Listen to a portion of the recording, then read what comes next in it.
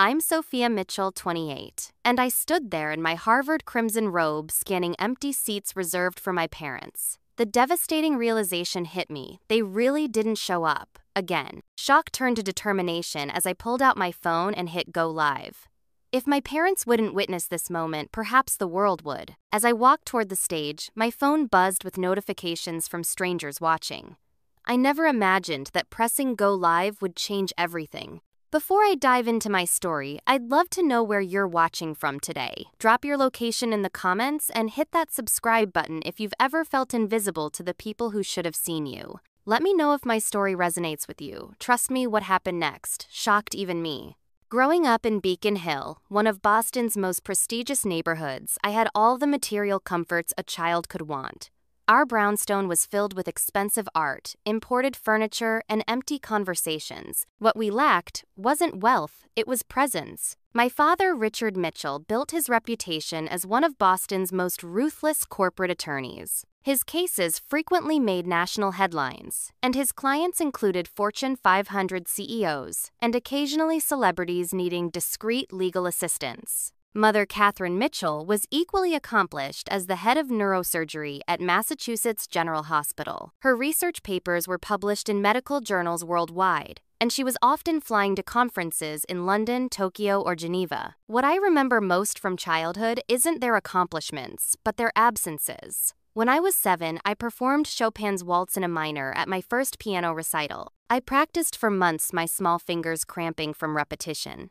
My teacher said I was gifted. The night of the recital, I wore the blue dress Mother had bought me, and I scanned the audience repeatedly, hoping to see them slip in late. They never arrived. Father had a case emergency. Mother was in surgery. Our housekeeper Martha recorded it on our bulky camcorder, but they never watched the tape. When I won the state debate championship at 15, I called home excitedly from the hotel.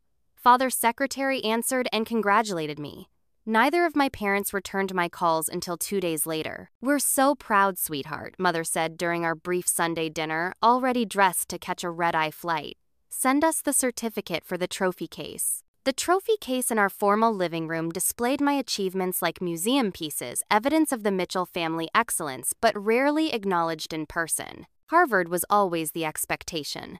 Both my parents were alumni, and anything less would have been unacceptable. I threw myself into academics with a ferocity that concerned my few friends. Every A+, every academic honor, every leadership position was another attempt to prove I was worthy of their attention. Maybe if I was exceptional enough, they would finally see me. When the Harvard acceptance letter arrived, I called both their offices immediately. For once, they both picked up. "That's my girl," Father said, sounding genuinely pleased. The Mitchell legacy continues. "We knew you could do it," Mother added. "This calls for celebration. We'll book Menton for dinner next weekend." The dinner never happened. Father's case went to emergency deliberation, and Mother was called for a rare brain surgery procedure.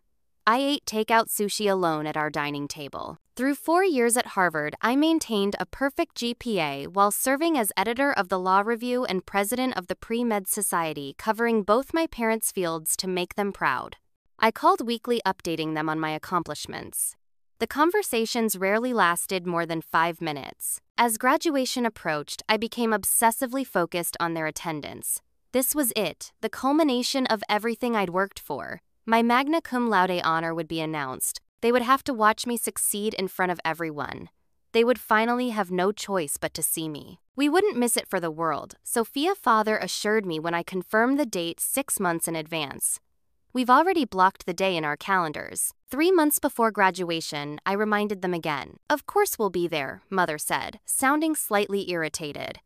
"We've made arrangements." 2 weeks before the ceremony, I called again. "Sophia, we've told you we'll be there," Father said impatiently. "Though I should mention there's a potentially big case brewing that might—" "Dad, please," I interrupted. "Just this once. It's only a few hours." I said, "We'll try," he replied tersely. "Your mother and I have responsibilities." I spent $800 on graduation tickets for them, selecting the best seats possible. I sent calendar invitations with all the details, time, place, parking information. I even reserved a table at Harvest Mother's favorite Cambridge restaurant for after the ceremony. The night before graduation, I was too excited to sleep. This would be the day everything changed. My alarm went off at 6 a.m. on graduation morning, not that I needed it after barely sleeping. I had laid out my dress shoes and graduation robe the night before. Everything had to be perfect. My hair appointment was at 7, giving me plenty of time to be ready when my parents arrived at 9:30 to drive to Cambridge together. At 8:15, I sent a text to both of them. "Can't wait to see you. Breakfast is ready when you arrive." I had picked up pain au chocolat from their favorite French bakery and prepared coffee with the expensive beans father preferred. The kitchen table was set with the good china. Everything was ready. By 8:45, I hadn't received a response. I tried calling Mother's cell, straight to voicemail, then Father's. 4 rings, then voicemail. They're probably driving, I reassured myself, ignoring the knot forming in my stomach. 9 o'clock came and went. Then 9:15. At 9:30, when they were supposed to arrive, I called both their offices. Father's secretary answered. "I'm sorry, Miss Mitchell, but your father is in an emergency meeting with the Westfield team. Their merger is at a critical phase." Mother's assistant was equally apologetic. Dr. Mitchell was called in for an emergency surgery at 5 a.m. A congressman's daughter had an aneurysm. The familiar feeling washed over me, disappointment mingled with anger, followed quickly by rationalization. Their jobs saved lives and companies. My graduation was just a ceremony. Still, they'd promised. 6 months of promises. I ordered an Uber to Cambridge carrying the garment bag with my graduation robe and the cap I'd spent hours decorating. As the car crawled through Boston traffic, my phone remained silent. At 1:04:05, 15 minutes before graduates needed to line up, I was still saving seats for my parents in the family section. Around me, other families were gathering, parents hugging their graduates, grandparents setting up cameras, siblings playfully teasing each other. "They'll be here," I whispered to myself, sending another text. "Running late. Ceremony starts at 11.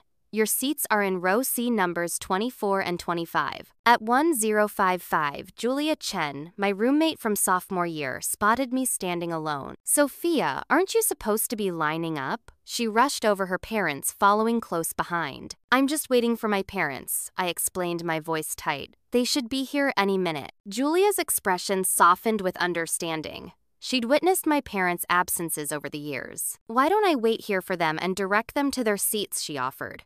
"You need to get in line or you'll miss the processional." I hesitated, then nodded gratefully. As I turned to leave, my phone buzzed. A text from Father. "Emergency with Westfield merger. Can't make it. Mother in surgery too. Congratulations." 7 words for 4 years of work. 17 words to break another promise. I stood frozen, staring at the screen, willing the words to change. Around me, hundreds of families continued their celebrations, oblivious to my world crumbling. Julia must have seen my face. "They're not coming, are they?" I shook my head, unable to speak past the lump in my throat. "I'm so sorry," she whispered, hugging me quickly. "But you need to go line up. I'll be cheering for you, my parents too." I nodded mechanically and joined the line of graduates, my movements automatic. As we filed into the ceremony space, I watched families waving to their graduates, holding up signs and calling out names. The 2 empty seats in row C seemed to mock me. When it was time for my row to stand and approach the stage, a strange calm settled over me. This moment, the culmination of all my hard work, would pass unwitnessed by the 2 people whose approval I had sought my entire life. I pulled out my phone and opened the livestream function.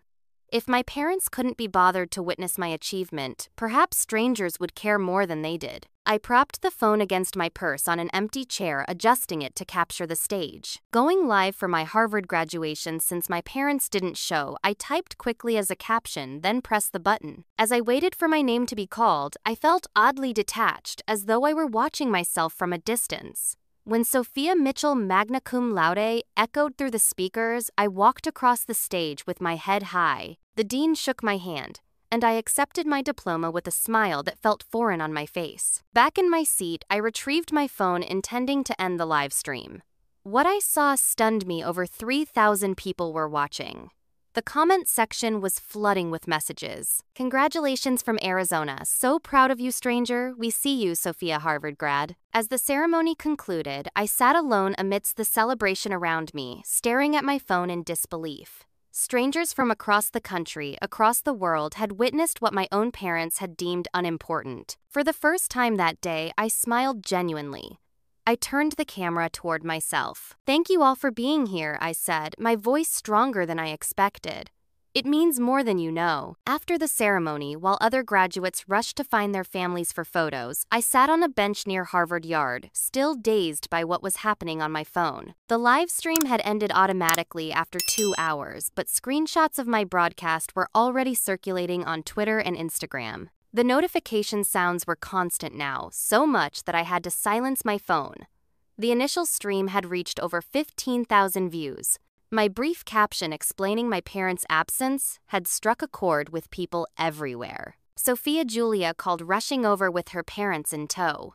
"We've been looking for you everywhere. Where are you taking photos?" I showed her my phone screen now flooded with direct messages and friend requests. "I think I accidentally went viral," I said, my voice sounding strange even to my own ears. Julia's eyes widened as she scrolled through the comments.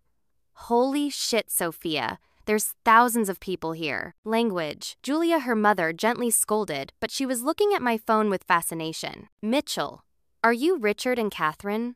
Mitchell's daughter, Julia's father, suddenly asked. I nodded, the familiar weight returning to my chest. "I've worked with your father's firm," he said then, seemed to realize the implication of my parents' absence.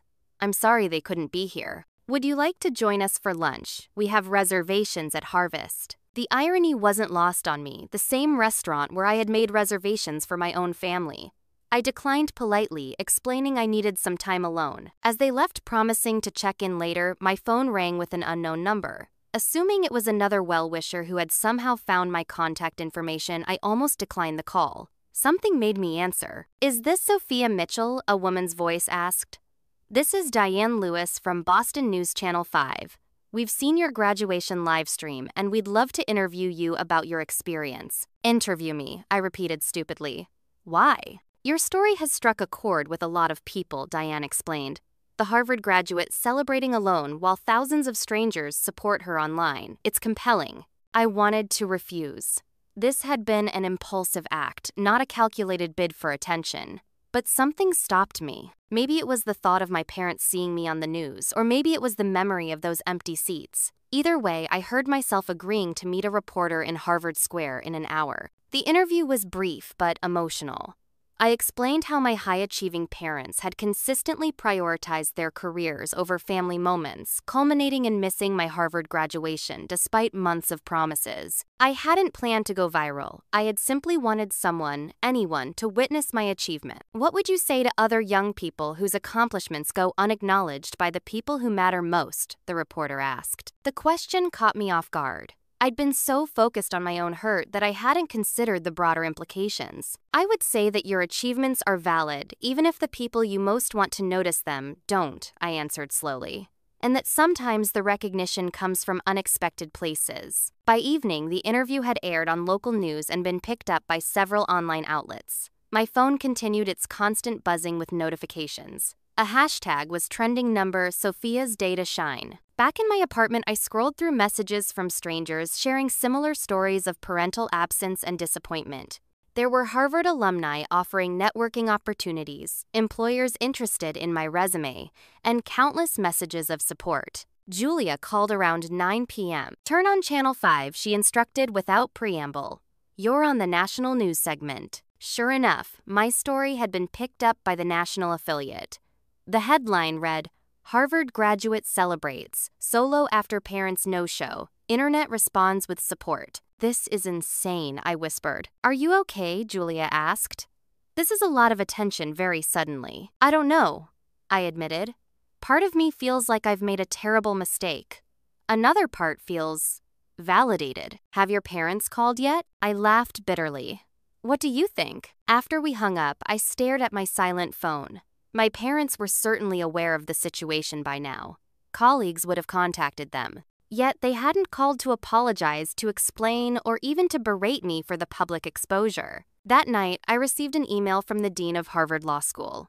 He had seen the news and was touched by my story. He wrote that while family disappointments were painful, my resilience was exactly the quality Harvard hoped to instill in its graduates. He offered to connect me with alumni in my field of interest. Similar emails came from professors and administrators I'd known over 4 years, people who had actually seen me even when my parents hadn't. As I finally fell asleep around 3 a.m., my graduation cap and gown hanging on my closet door, I wondered if this unexpected visibility was the universe's strange way of compensating for my parents' absence. I had wanted to be seen, and now, ironically, millions of eyes were on me. My phone continued buzzing with notifications throughout the night, but not once did my parents' names appear on the screen. 3 days after graduation, I was sitting in my apartment, sorting through job offers that had unexpectedly materialized following my viral moment. Several law firms had reached out, apparently impressed by my academic record and resilience. A few tech companies had contacted me about positions in their legal departments. One particularly interesting email came from a nonprofit focused on supporting first-generation college students, asking if I'd consider becoming their spokesperson. The doorbell's sharp ring interrupted my thoughts. I wasn't expecting anyone. Julia had gone to Cape Cod with her family for a post-graduation celebration. Most of my other friends had already departed Boston for summer plans or new jobs. When I opened the door, my stomach dropped. My parents stood in the hallway looking immaculate, as always. Father in a tailored charcoal suit despite the June heat, mother in a cream silk blouse and navy skirt. Neither was smiling. "May we come in?" Father asked, his tone making it clear this wasn't really a question. I stepped aside wordlessly, my heart pounding. This was the first time they had visited my apartment in the 2 years I'd lived here. Mother looked around with thinly veiled disapproval at my modest furnishings and the stacks of law books still piled on my coffee table.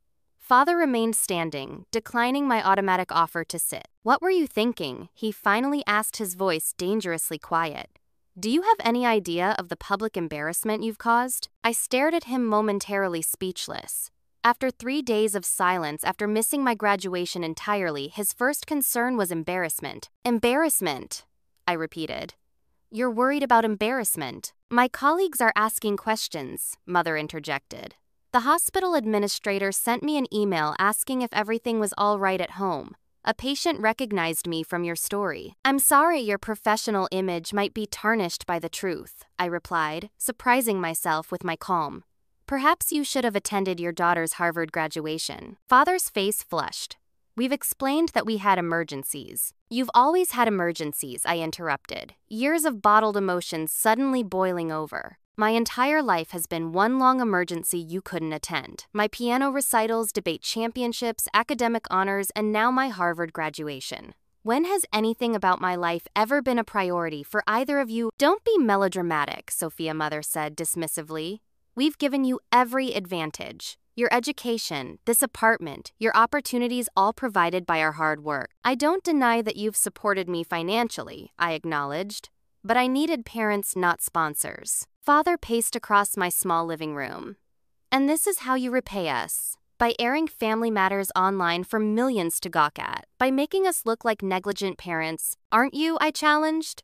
"When was the last time either of you attended anything important to me?" They exchanged glances, clearly trying to recall an example. "Your 16th birthday," Father finally offered. "We took you to dinner at L'Espalier. You were 45 minutes late, spent half the dinner on work calls, and left before dessert because of a situation at the office," I reminded him. "I ate my birthday cake with the waitstaff." Mother sighed impatiently. "Sophia, we've built successful careers that have provided you with privileges most people can only dream of. Our work matters. We save lives and livelihoods. These public tantrums need to stop." "Tantrums," I echoed incredulously. "Is that what you think this is?" "What else would you call it?" Father demanded. "You deliberately humiliated us publicly because you didn't get the attention you wanted. It's childish and reflects poorly on the Mitchell name." I felt a strange calm settle over me. I didn't plan for this to go viral. I just wanted someone, anyone, to witness a moment I worked hard for. A moment you both promised repeatedly to attend. "Well, your little stunt has consequences," Father said coldly. "We've discussed it, and we're prepared to take action if this doesn't stop immediately." "What does that mean?" "It means," Mother explained with clinical detachment, "that if you don't issue a public apology explaining this was all a misunderstanding, we'll be removing you from the family trust. Your apartment lease, which we co-signed, will not be renewed. Your health insurance under our policy will terminate. I stared at them, finally seeing with perfect clarity what I'd tried to deny for years.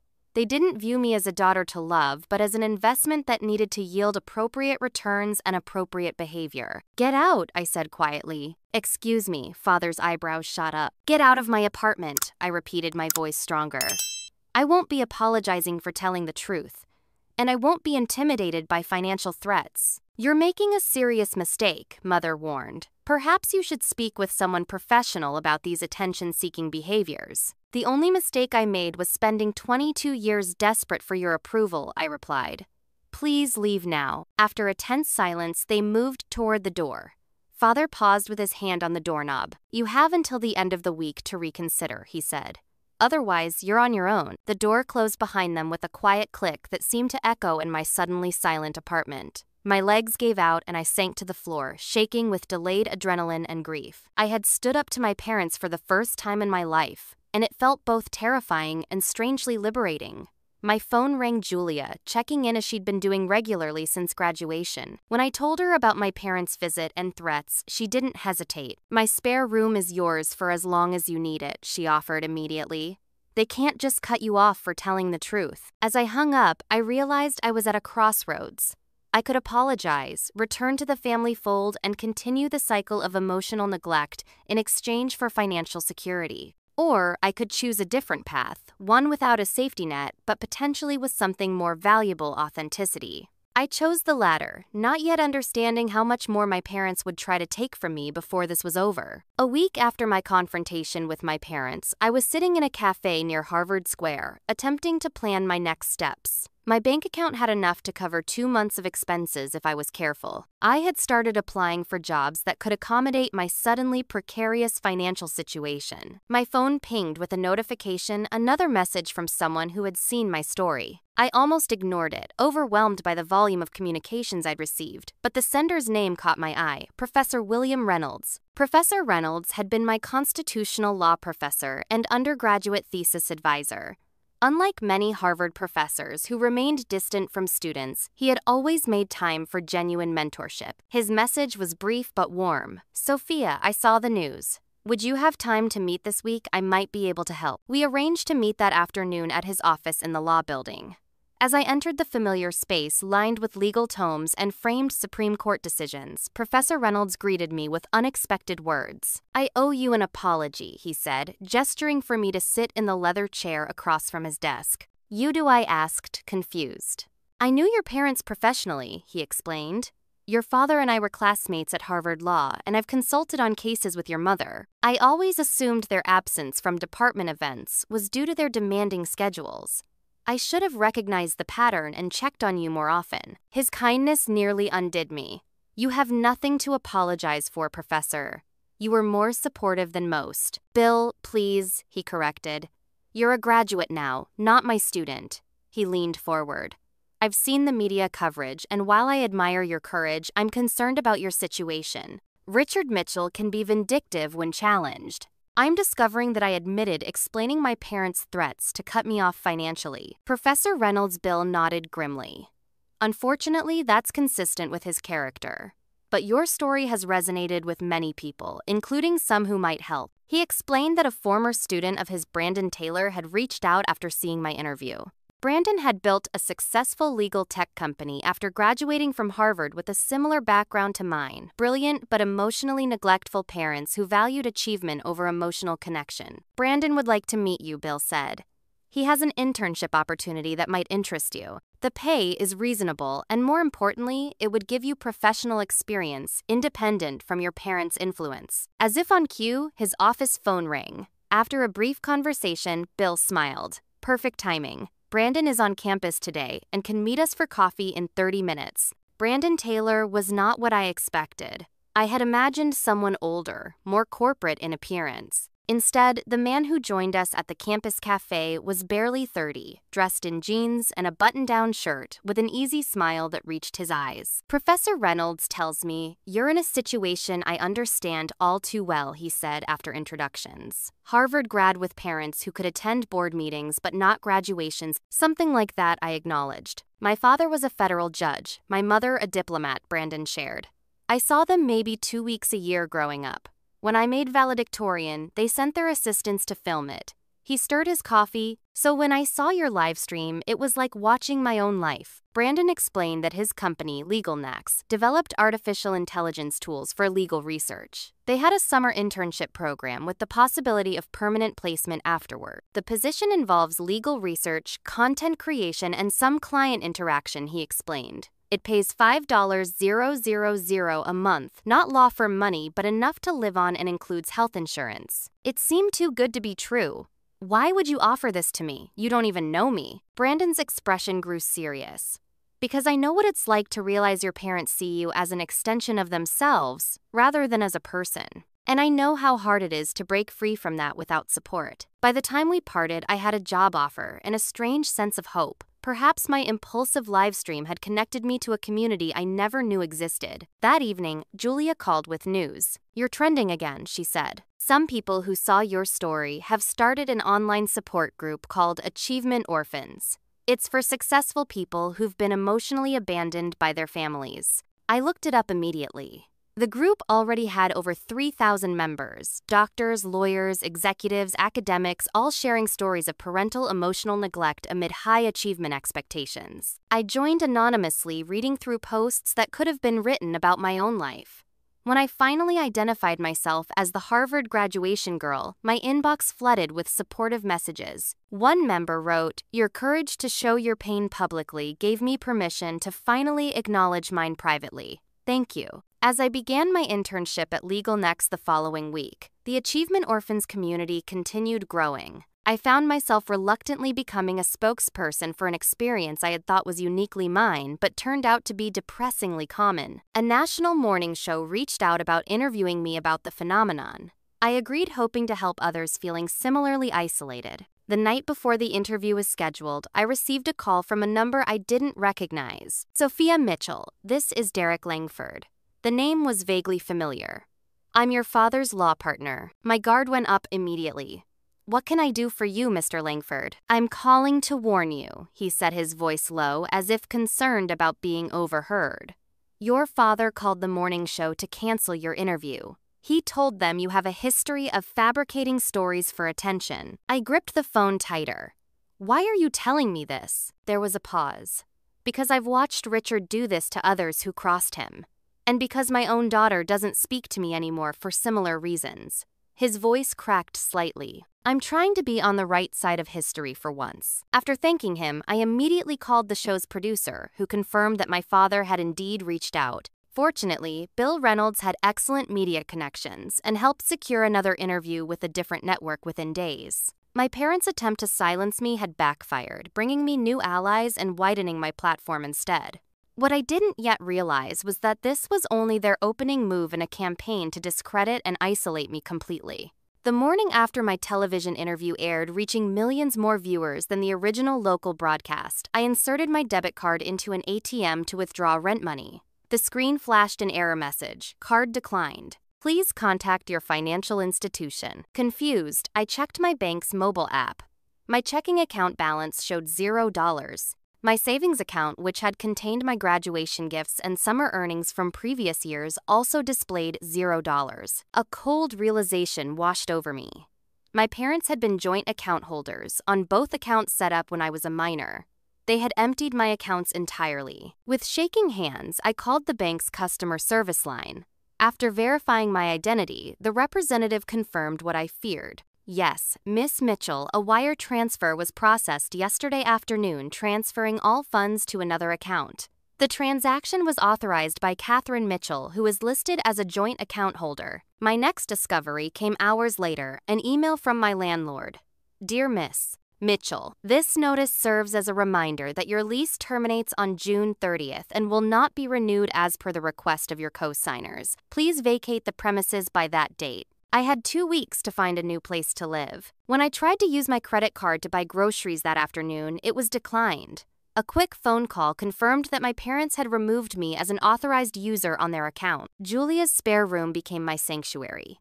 She helped me move my belongings while I opened new bank accounts in only my name and applied for my own credit card. With my first internship paycheck still 2 weeks away, I was effectively penniless. "You can stay as long as you need," Julia assured me. "My parents are actually proud of me for helping you." My parents' financial maneuvers were just the beginning.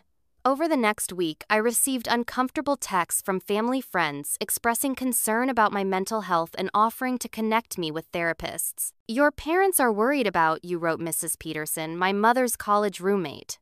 "This public attention-seeking isn't like you, Sophia." Another family friend, Dr. Rivers, wrote, "Richard and Catherine have always been such devoted parents. This mischaracterization seems cruel." It became apparent that my parents were systematically contacting everyone in our social circle, crafting a narrative that I was unstable, attention-seeking, or going through some kind of breakdown. Brandon noticed my distraction at work. "Everything okay?" I explained the situation, expecting professional distance. Instead, he shared his own experience. "My parents did the same thing," he said. "When I refused to join my father's law firm and started Legal Next instead, they told everyone I was having a quarter-life crisis. They froze my accounts too." His understanding was comforting, but the worst was yet to come. A week later, a colleague at Legal Next showed me an article on her phone with a sympathetic wince.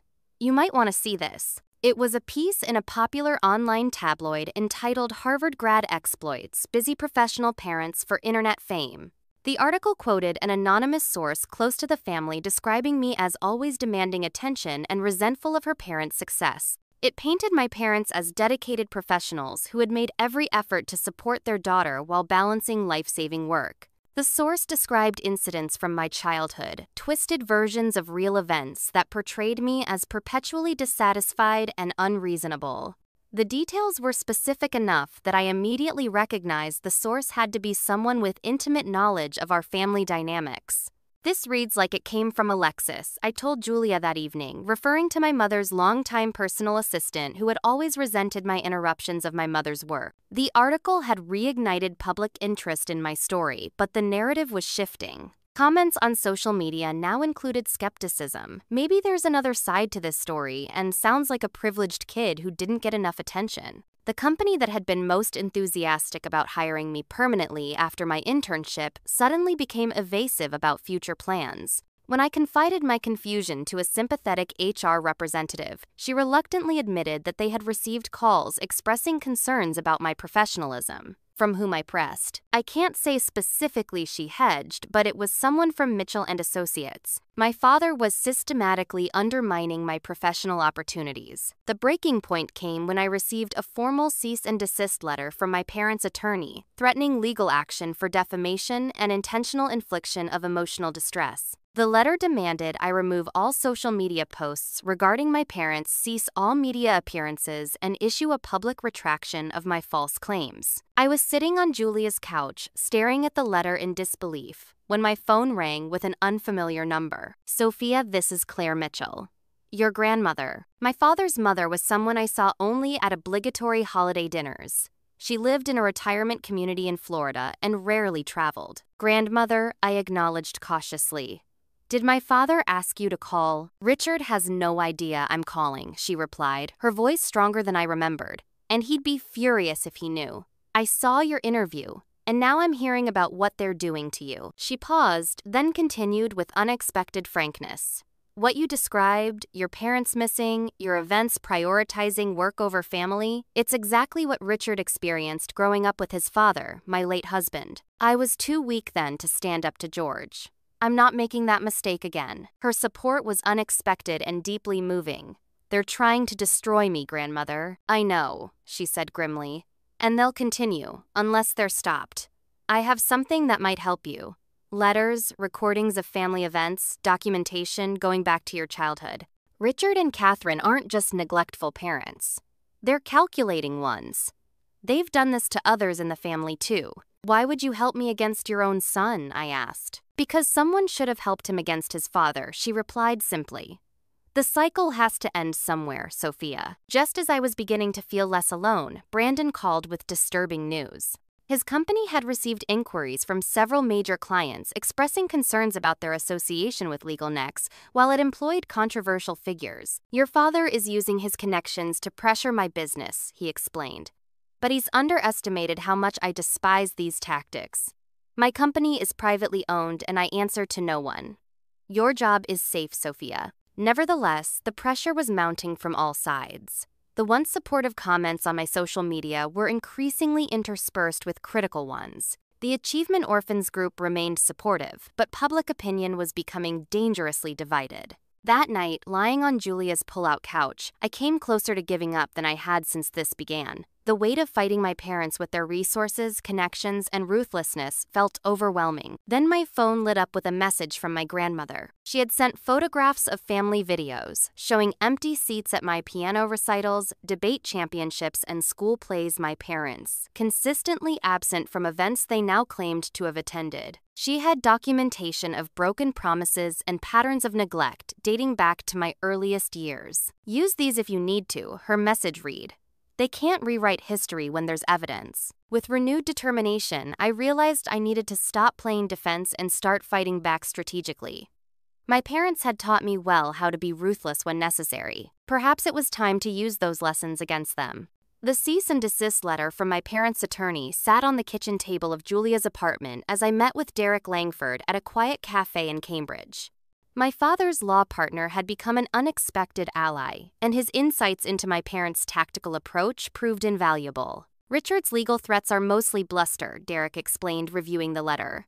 Defamation requires false statements that damage reputation. You've only shared your lived experience, and you've been careful to stick to verifiable facts. So they can't actually sue me, I asked, hopefully. They can file a lawsuit, he clarified, but winning would be difficult. However, Richard knows that merely filing could drain your resources and energy. It's an intimidation strategy, not a legal one. Derek outlined how my father had successfully used similar tactics against former associates who challenged him. The pattern was consistent: financial pressure, reputation attacks, and the threat of exhausting legal battles that few could withstand. How do I fight back? I asked. I can't match their resources. You don't try to outspend them, Derek advised. You change the battlefield entirely. The next day, I met with Brandon at LegalNex. Unlike my father's old-school legal tactics, Brandon's approach integrated media strategy with legal protection. Your parents are using an outdated playbook, Brandon noted. They're trying to silence you through traditional channels, financial control, social pressure, legal threats. But we live in a different era now. He introduced me to his company's media team, who helped me understand how to document everything my parents were doing and frame it effectively for public consumption. The key is to be strategic, not reactive, explained Melissa LegalNex's communications director. Your parents want to provoke an emotional response that makes you look unstable. Instead, be methodical. With their guidance, I began compiling a comprehensive record of my parents' retaliatory actions bank statements, showing emptied accounts, the lease termination, notice the threatening legal letter screenshots of negative comments from accounts traced to my parents' social circles. Meanwhile, my grandmother Claire continued providing historical evidence supporting my claims. She shipped a box containing old VHS tapes of family events with my parents conspicuously absent despite their later claims of attendance. She included birthday cards signed by household staff rather than my parents, and a particularly damning calendar of my mother's showing a spa appointment scheduled during my high school valedictorian speech. I kept these because I always feared this day would come, Claire wrote in a note accompanying the package. History shouldn't be rewritten by those with power. Julia helped organize this evidence using her psychology background to identify patterns of emotional neglect. Her classmates from Harvard, many of whom had witnessed my parents' consistent absences from campus events, provided written statements confirming my experiences. Professor Reynolds connected me with Amelia Johnson, an investigative journalist known for ethical reporting on family dynamics in high-achieving environments. Rather than pursuing another quick television appearance, I agreed to a comprehensive print interview that would allow for nuanced discussion with proper context. I don't want to simply counter my parents' narrative, I explained during our first meeting. I want to broaden the conversation about how achievement-focused parenting affects children. Amelia spent weeks on the story, interviewing not just me, but also Julia, Brandon, Professor Reynolds, and others who could corroborate different aspects of my experience. She reviewed the evidence my grandmother provided and spoke with members of the Achievement Orphans group who had similar experiences. Most significantly, she reached out to my parents' colleagues and patients, anonymously uncovering patterns that extended beyond their treatment of me. Several of my mother's medical residents described her as brilliantly abusive, while junior associates at my father's firm revealed a culture of fear rather than mentorship. The resulting article, Behind the Harvard Graduation Story, A Legacy of Emotional Neglect, was published in a respected national magazine, rather than a sensationalist outlet. It was meticulously fact-checked and presented not just my personal story, but placed it in the context of a larger social phenomenon of achievement at the expense of connection.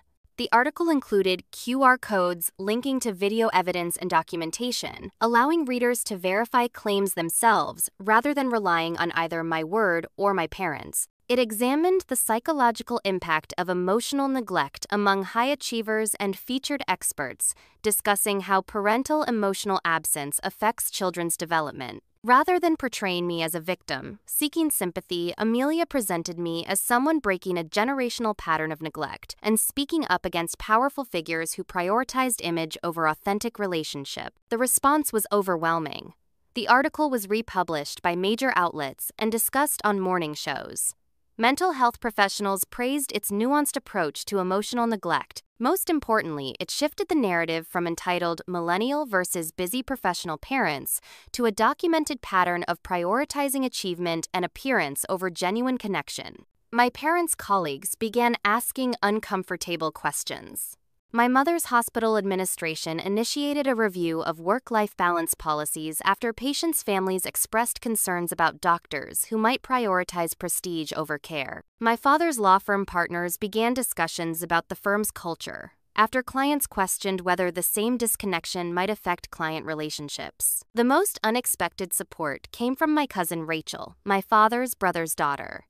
She reached out after reading the article. "Everything you described happened to me too," she wrote. "Uncle Richard and Aunt Catherine told my parents I was exaggerating when I tried to talk about it years ago.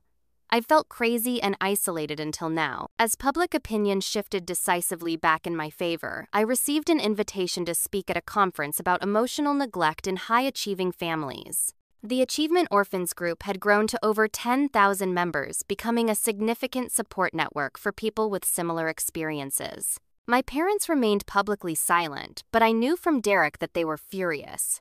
Their careful professional images, built over decades, were being reassessed in light of their personal behavior. Colleagues who had admired their achievements were now questioning their character. What I didn't anticipate was how desperate they would become when their social and professional capital, the currency they valued above all else, began to depreciate. They had one major counterattack left, and it would force a confrontation that would permanently alter our family forever. The email from my grandfather arrived on a Thursday morning family meeting. Sunday, 2 p.m. Mitchell Estate. Attendance non-negotiable. William Mitchell Sr., my father's father, rarely communicated directly with anyone. At 87, he still controlled the family trust and commanded a respect bordering on fear from the entire extended family. His summons couldn't be ignored. "It's a trap," Julia warned when I showed her the email. "They're gathering the family to pressure you into backing down." She was probably right, but I also saw an opportunity. Or, it's my chance to address everyone at once with evidence they can't easily dismiss. Brandon offered similar caution when I mentioned the summons at work. Family meetings like this are usually designed to isolate the perceived troublemaker. Be prepared for united opposition. Despite their concerns, I knew I had to go. This confrontation had been building for decades, and avoiding it now would solve nothing. Sunday arrived with ominous storm clouds gathering over Boston.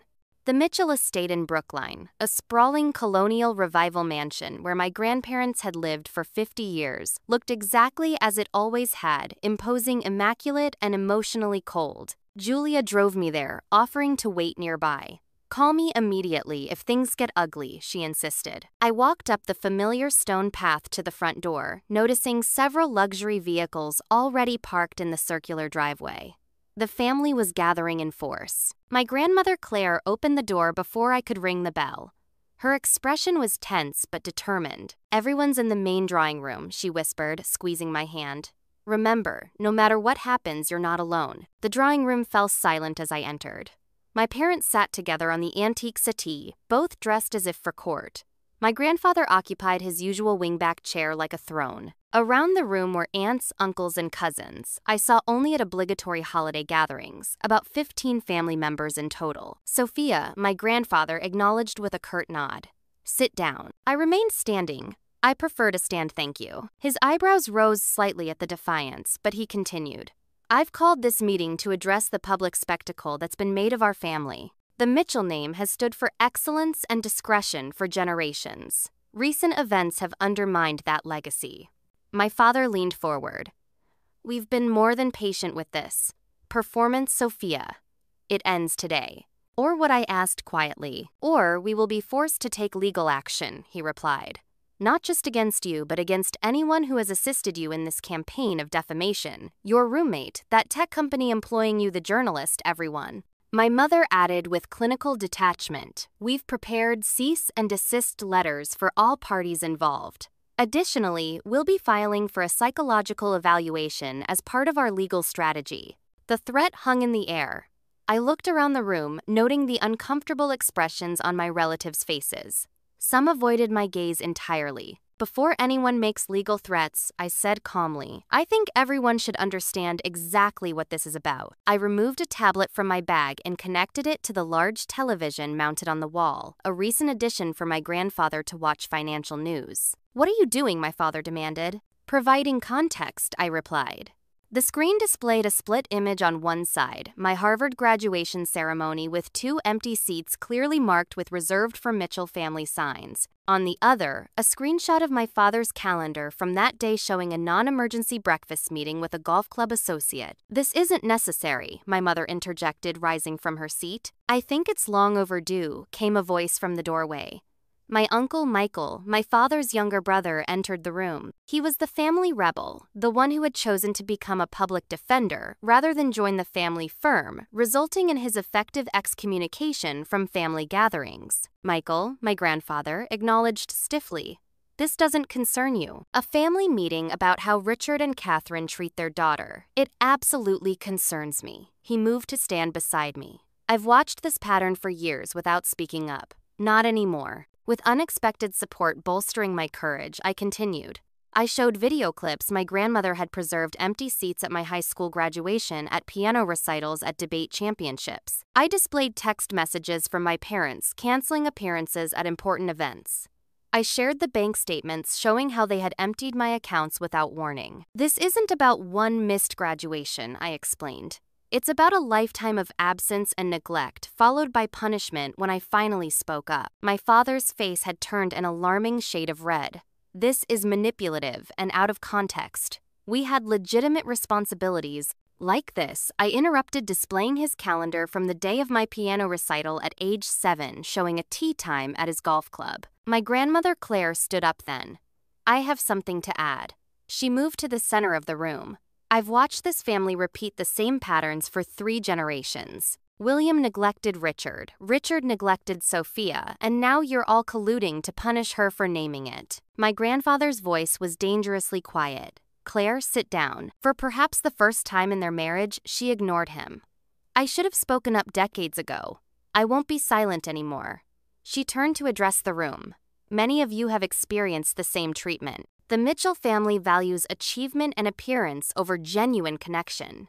We praise public success while privately destroying anyone who challenges the narrative." Several cousins nodded almost imperceptibly. My mother attempted a different approach. "Sophia, we understand you felt hurt by our absences. We've both reflected and recognize we could have balanced our professional obligations better. But this public humiliation serves no purpose except revenge." "This isn't about revenge," I corrected her.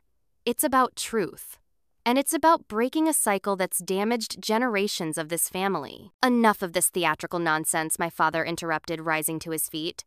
Father, I think we've indulged this long enough. Sophia has a choice: end this public campaign immediately, or face complete separation from this family and its resources. Additionally, we'll pursue legal action against anyone who continues to support her in this vendetta." "You're threatening to sue my grandmother," I clarified. Your colleagues, your own brother, anyone he confirmed coldly who participates in damaging the Mitchell reputation. My Uncle Michael laughed without humor.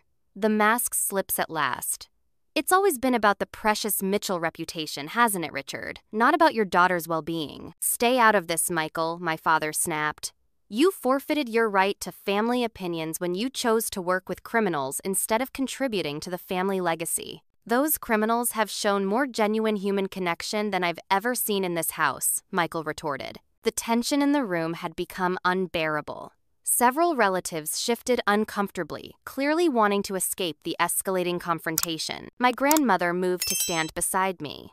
If you pursue this, Richard, you'll have to include me in your lawsuit. I'm the one who provided Sophia with most of the evidence. Mother, my father looked genuinely shocked. You've been working against us. I've been working for the truth, she corrected. Something this family abandoned generations ago in favor of appearances. My grandfather finally rose from his chair, using his cane for support. This family meeting is over. Richard, Catherine, enough threats. You're embarrassing yourselves. Father, you can't possibly be taking their side, my father protested. I'm not taking sides, my grandfather replied wearily. I'm acknowledging what I've always known, but chose to ignore that you've repeated my worst mistakes and magnified them. I was an absent father because my own father was absent. You've turned absence into an art form. The room fell silent at this unexpected admission. My mother, ever strategic, attempted to redirect.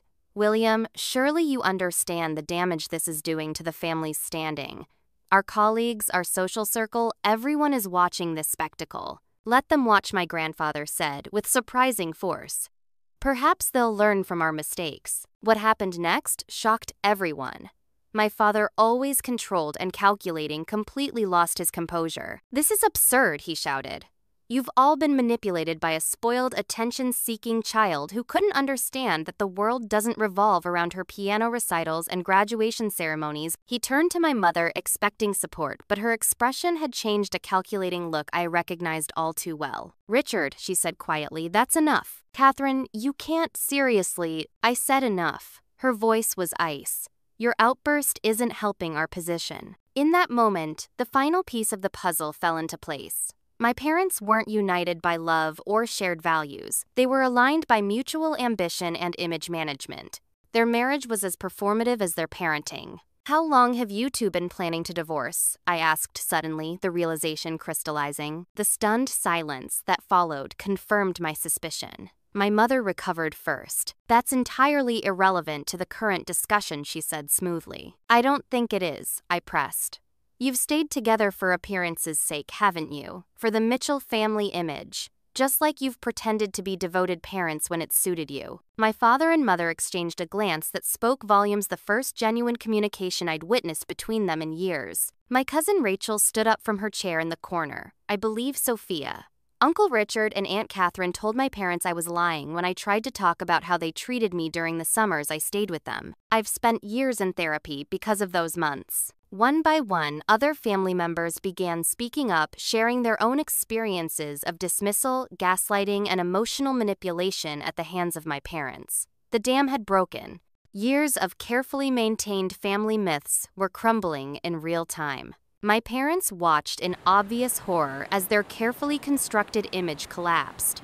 My father made one final attempt. If anyone in this room sides with this rebellion, consider your relationship with us terminated.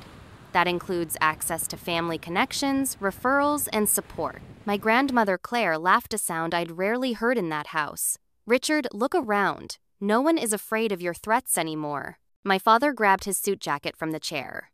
This family has lost its mind. Catherine, we're leaving. My mother hesitated, clearly, calculating which alliance would best serve her interests. After a moment's consideration, she stood to join him. This isn't over, my father said at the doorway, addressing the room at large. There will be consequences. After they left, the atmosphere transformed. Family members who had barely spoken to each other in years began to connect. Cousins exchanged phone numbers. My Uncle Michael approached me with tears in his eyes. I should have spoken up years ago, he said. I'm so sorry, Sophia. You're speaking up now, I told him. That's what matters. As family members began departing, many stopped to express their support. My grandfather called me to his side before I left. "You've done what no one in this family has had the courage to do for generations," he said quietly. "Broken the conspiracy of silence. It's too late for me to fix my mistakes with your father, but it's not too late for this family to heal." I left the Mitchell estate that day with something I'd never truly had before, a genuine connection to my extended family. My parents had lost their power to control the narrative, and the truth, once spoken, could not be unspoken. The following day, colleagues of my father reported seeing him shouting at his assistant in the office hallway, a public display of the temper he had always carefully concealed. My mother's hospital administrator contacted me privately to express concern about patterns they had begun noticing in her professional relationships. Their carefully constructed professional images were crumbling alongside their personal ones. The truth, once exposed, had consequences far beyond our family walls. 6 months after the family showdown at the Mitchell estate, I sat in my new office at LegalNex, surrounded by autumn sunlight streaming through floor-to-ceiling windows. Brandon had offered me a permanent position as Director of Client Advocacy, a role created to leverage both my legal background and my newfound expertise in strategic communication. My desk displayed a framed photo from the launch of the Mitchell-Taylor Scholarship Foundation, a joint initiative Brandon and I had created to support students with academically accomplished but emotionally unsupportive families. The foundation provided not just financial assistance, but also mentorship and community for those navigating achievement without family backing. Julia visited, often having accepted a position at a psychology practice near Boston, specializing in high-achieving adults from emotionally neglectful backgrounds. Our friendship had deepened through the crucible of the past year, transforming into a sisterhood that felt more like family than my biological one ever had. My grandmother Claire had become a regular presence in my life, calling weekly and visiting monthly. She had used her influence to restructure the family trust, ensuring that family resources would benefit those who embraced connection over appearance. My Uncle Michael and I had developed the relationship that had been denied us throughout my childhood, meeting regularly for dinner, to discuss everything from legal ethics to favorite books. Even my grandfather, in his limited way, had attempted reconciliation, acknowledging his role in establishing the family's dysfunctional patterns. My parents had taken a different path. 3 months after the family meeting, their public image having suffered significant damage, they had finally announced their separation, framed naturally as a mutual decision to pursue individual growth. Neither had attempted genuine reconciliation with me, though their approaches to the situation diverged significantly. My father maintained a rigid position of righteous indignation, refusing any communication except through attorneys. He had moved to Chicago to join a different firm, effectively conceding that his professional standing in Boston had been irreparably damaged. My mother, ever the pragmatist, had recognized which way the wind was blowing. After the Boston Medical Association published new guidelines on work-life balance for senior medical staff, guidelines directly influenced by the public conversation my story had sparked, she had reached out with a carefully worded email. Upon reflection, she wrote, "I recognize that certain priorities may have been misplaced during your formative years. While professional obligations necessitated difficult choices, perhaps alternative arrangements could have been made in some instances." It wasn't an apology. Catherine Mitchell didn't apologize, but it was an acknowledgement, however, clinical, that her choices had been choices, not inevitabilities. After consultation with my therapist, a relationship I had begun, shortly after the family confrontation, I had responded with clear boundaries. I was open to limited communication, provided it remained respectful and acknowledged reality, rather than attempting to rewrite it. 2 weeks ago, I had attended a cousin's wedding, the first family gathering since the confrontation. My mother had been present, maintaining a careful distance until the reception when she approached my table. "You look well, Sophia," she had said, her voice carrying an unfamiliar hesitance. "Thank you," I replied. "The foundation is keeping me busy." "Yes, I've read about your work. It's impressive." The conversation had been brief and awkward, but it had happened on my terms, a small victory in itself. My father had declined the wedding invitation. The Achievement Orphans online community had evolved into a formal organization with chapters in major cities across the country. Members gathered monthly to offer support and share strategies for building fulfilling lives independent of parental approval.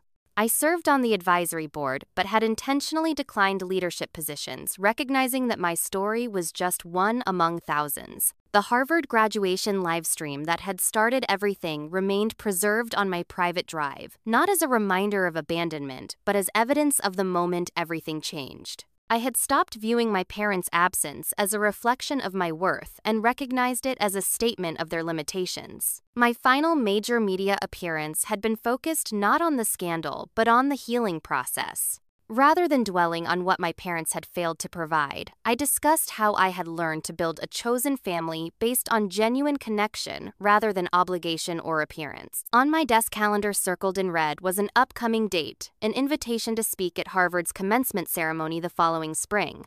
The topic, Resilience Beyond Achievement, Redefining Success Through Authentic Connection. Julia had helped me draft the speech, which acknowledged the importance of academic excellence, while emphasizing that true success came from meaningful relationships and internal fulfillment rather than external validation. As I reviewed the speech draft, my office phone rang the Harvard Dean of Students, confirming final details for the event. "We'll have special seating reserved for your family," he mentioned.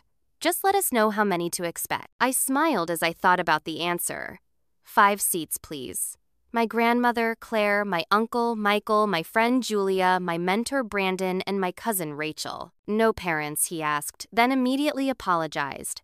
"I'm sorry that was inappropriate." "It's a fair question," I assured him. "The seats will be filled by people who have genuinely shown up for me." In my experience, that's what family really means. After the call ended, I opened my desk drawer and removed a small photo frame. I kept there a picture from my Harvard graduation, showing me in my cap and gown, smiling directly at the camera I had set up to livestream the ceremony. It wasn't a smile of defeat or defiance, but one of determination, the expression of someone discovering her own worth independent of parental validation. I placed it beside my computer as a daily reminder. Sometimes the greatest gift we can give ourselves is the courage to be seen on our own terms, even when those who should see us most clearly choose to look away. The world had witnessed my graduation when my parents wouldn't. But more importantly, I had finally truly seen myself. Like my story, I'd love to hear if you've ever had to create your own family of supportive people when your biological one let you down. Drop a comment below sharing your experience or what resonated most with you from this journey.